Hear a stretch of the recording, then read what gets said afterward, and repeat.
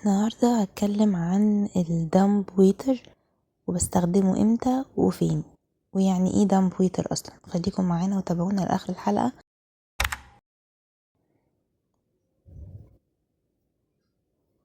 اهلا وسهلا بيكم في حلقة جديدة من يوميات مهندسة. معاكم رشا عفيفي. النهاردة هتكلم عن الدمب ويتر. يعني ايه دمب ويتر؟ من اسمه كده هو ويتر غير حقيقي.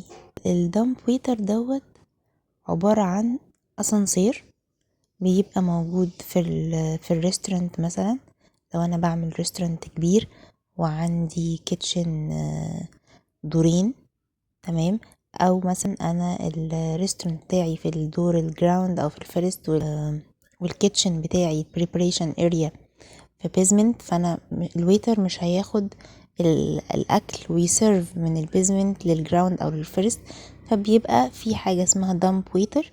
بيبقى زي اسانسير كده بس بيتحط فيه الاكل، بس بيبقى مجرد ان هو بوكس كده وبيتحط، بفتح بدوس على الزرار بحط الاكل. انا في الدور البيزمنت مثلا بحط له الصواني والحاجه، وهو يدوس على الزرار يسحبه وياخد الحاجه، فينجز انه ايه الحاجه، الاكل يفضل سخن ويوصل اسرع. فده اكتر استخدامه بيبقى في الريستورانت الكبيره. ممكن بقى ريستورانت بتاع نادي، ريستورانت بتاع فندق، ريستورانت whatever هو ريستورانت فين، او عادي ريستورانت يعني لوحده في مكان. طيب مؤخرا برضو بقينا بنشوفه في الفلل.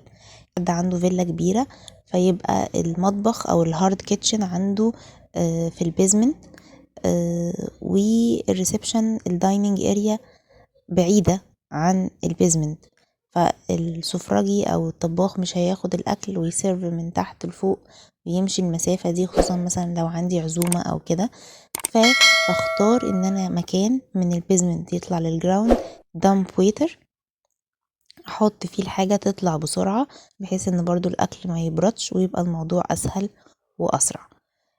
طبعا هو زي ما انتم شايفين ليه ديزاينز كتيرة وليه اشكال كتيرة، بس هو في الاول وفي الاخر انا بشوف حاجة يبقى شكلها لطيف، وهو حاجة فانكشن جدا. يعني هو حاجة مش شكل قد ما هو حاجة تساعدني ان انا انجز الموضوع في وقت اسرع، واني الاكل ما يبردش.